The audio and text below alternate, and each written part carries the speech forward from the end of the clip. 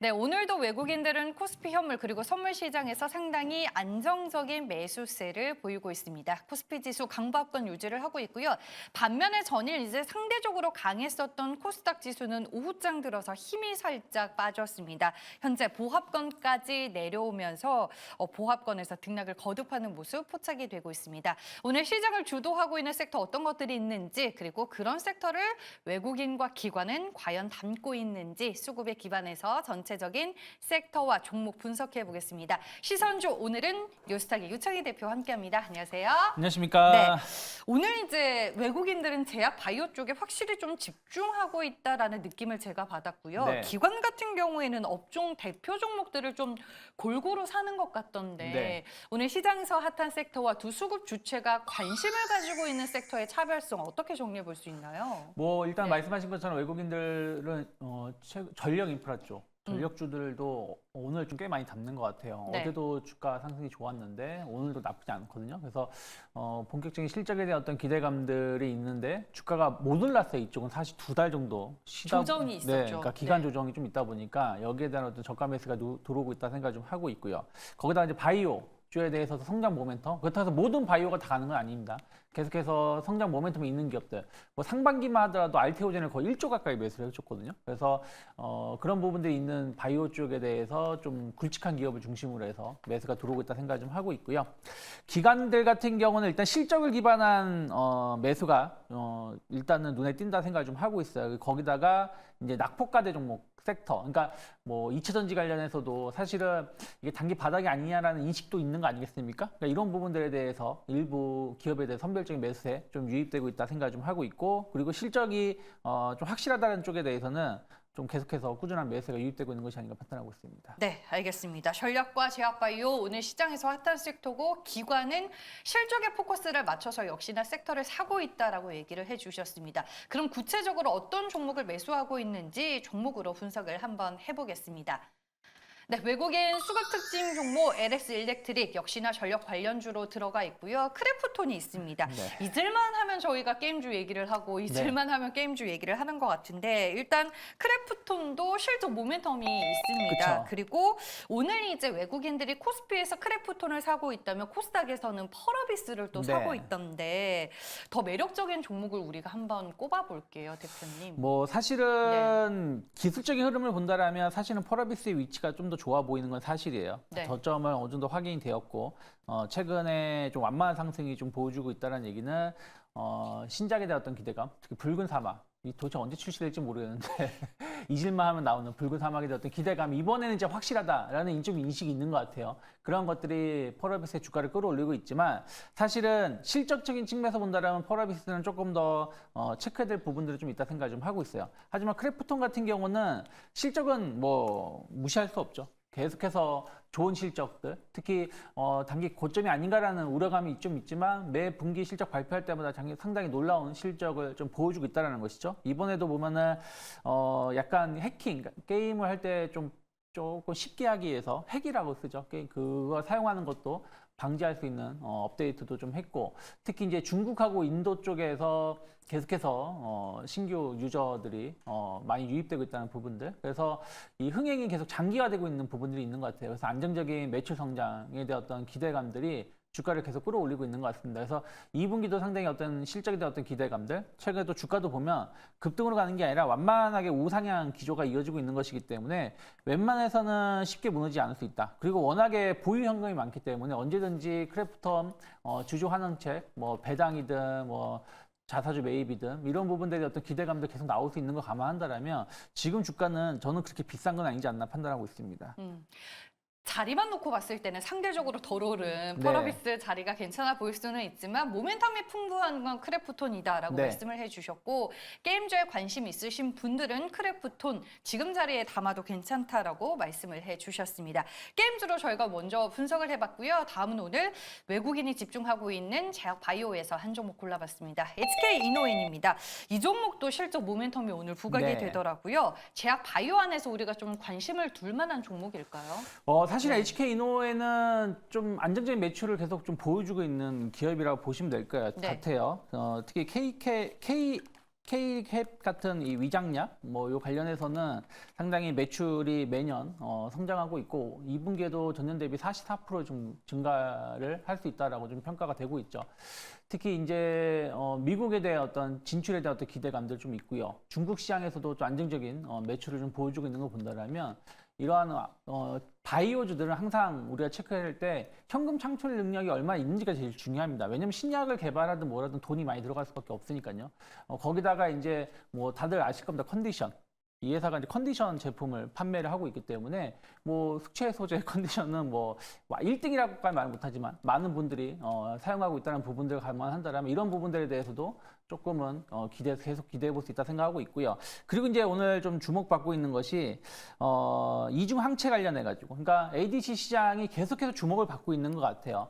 최근에 이제 이쪽에 이슈가 있는 기업들이 주가가 상당히 좋거든요. 오늘도 뭐 리가켄 바이오 뭐 좀 이슈가 있으면서 상승하고 있고, ABL 바이오 최근에 대규모 자금을 유치했다는 소식이 나오면서 올라오고 있고요. 또 그 일부 기업들이 ADC 시장에 이중항체 시장에 진출한다고 하면서 주목을 받고 있기 때문에 이러한 부분들에 대해서도 상당히 HK 이노엔이 우리가 알게 모르게 높은 기술력을 가지고 있습니다. 수출 이력도 있고요. 그래서 미국의 임상에 대한 어떤 기대감들, 그리고 사실은 전문 의약품 쪽으로도 뭐 상당히 판매가 좀 잘 되고 있는 부분이 좀 있어서 그런 거 감안한다라면 HK 이노엔 지금 주가가 그렇게 비싼 건 아니지 않나 생각을 좀 하고 있어요. 그래서 이미 한 35,000원대 바닥이 확인된 거라면 지난 연초 고점 때 한 45,000원까지 어떤 추가적인 상승 가능성은 충분히 한 3분기 내에, 그러니까 한 8월, 9월까지 해가지고 달성 가능하지 않을까 판단하고 있습니다. 네, 알겠습니다. 일단 SK 이노엔도 긍정적으로 본다는 말씀이신 거죠? 네.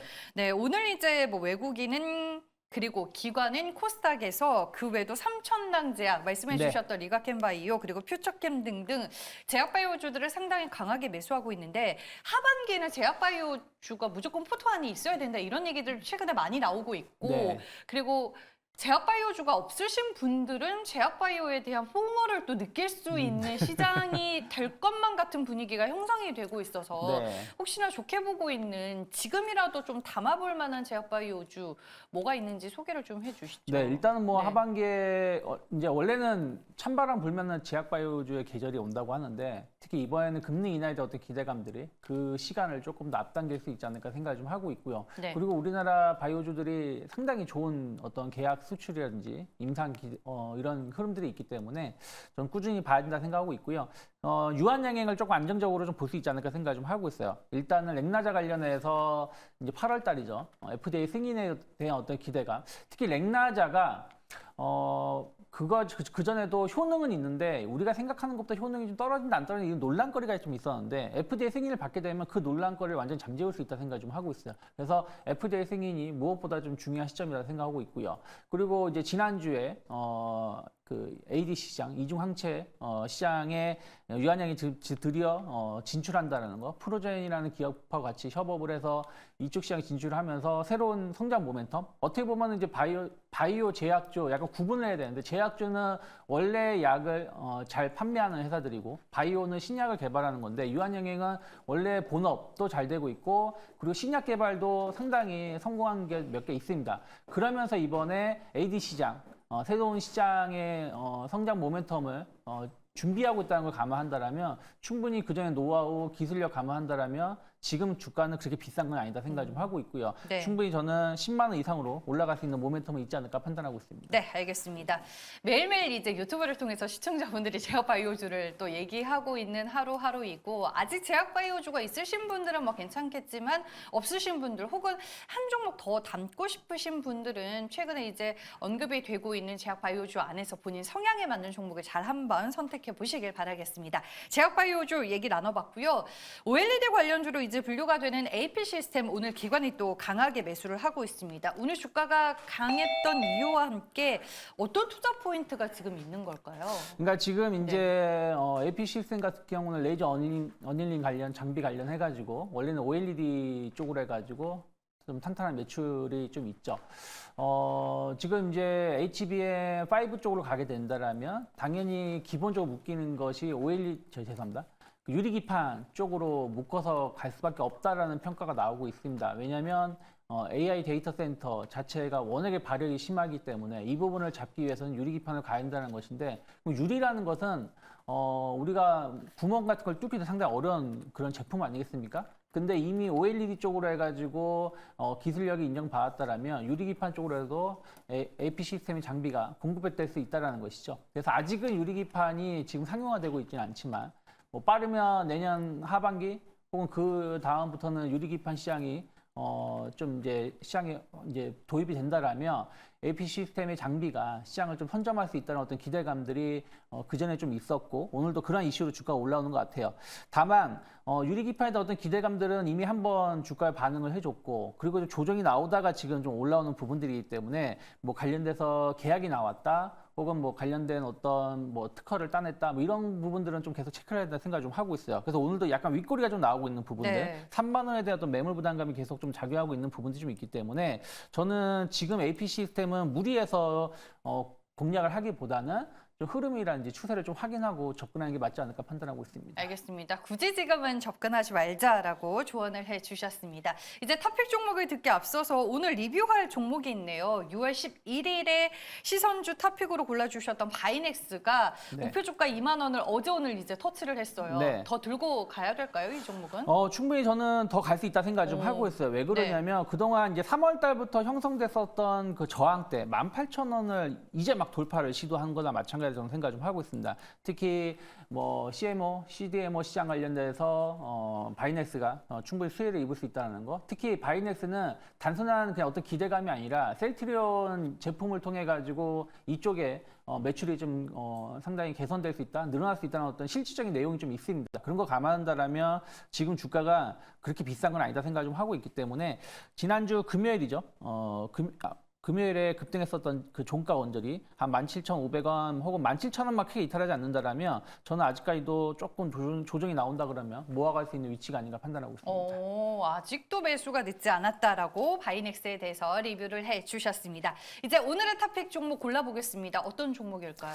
네, 일단은 오늘도 약간 바이오 갖고 오게 됐는데 어쩔 수 없나 봐요. 워낙에 이게. 요즘에 이제 시장이 좀 시도라도 바이오주들은 계속 순환매가 나오고 있기 때문이죠. 그래서 리가켄 바이오를 오늘 좀 공략을 좀 해보려고 하고 있습니다. 리가켄. 네, 항체약물 복합제 관련해서 사실은 리가켄 바이오가 가장 높은 기술력을 가지고 있고 시장은 이미 선점을 하고 있다고 보시면 될 것 같아요. 그래서 리가켄 바이오가 상당히 여러 제품들을 개발을 하고 있고 또 여러 기업들하고 같이 공동 개발을 좀 하고 있다고 보시면 될 것 같아요. 그래서 뭐 기술 이전 수출 내역이 상당히 많죠. 그래서 누적 금액이 6조 5천억 이상이고 어저께 나온 뉴스가 이제 ABL 바이오가 하고 공동 개발한 ROR1이 미국의 특허를 완료했다. 이 소식이 나와줬죠. 그러면은 분명히 리가켄 바이오도 일정 부분의 지분이 좀 있기 때문에 이 부분에 대해서도 계속해서 주목받을 수 있지 않을까 생각을 좀 하고 있습니다.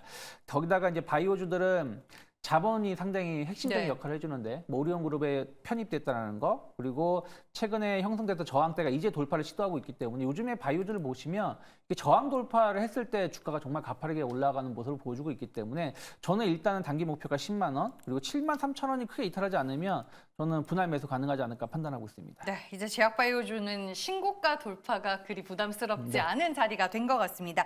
리가켄 바이오 어제 이제 마감 때 황재수 지점장님도 공략주로 소개를 해주고 가셨는데 오늘 유창희 대표도 토픽 종목으로 골라주셨습니다. 시선주는 여기서 마무리할게요. 뉴스탁의 유창희 대표와 함께했습니다. 고맙습니다.